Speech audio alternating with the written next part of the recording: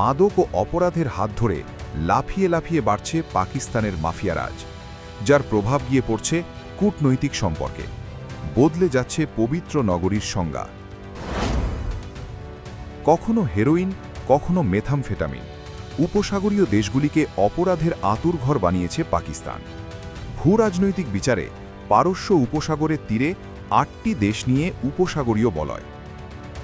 ইরানের উত্তর ও পশ্চিম উপকূল, দক্ষিণ ও পশ্চিমে থাকা ওমান, সংযুক্ত আরব আমিরাত, কাতার, বাহরিন, সৌদি আরব ও কুয়েত গালফ অঞ্চলের অংশ।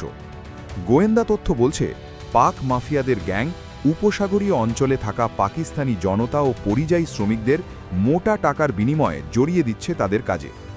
মাদক পাচার থেকে চুরি, জালিয়াতি, পাকাপোক্তভাবে অপরাধে হাতেখড়ি দিয়ে মেথামফেটামিনের সহজ পাঠ শেখাচ্ছে তারা।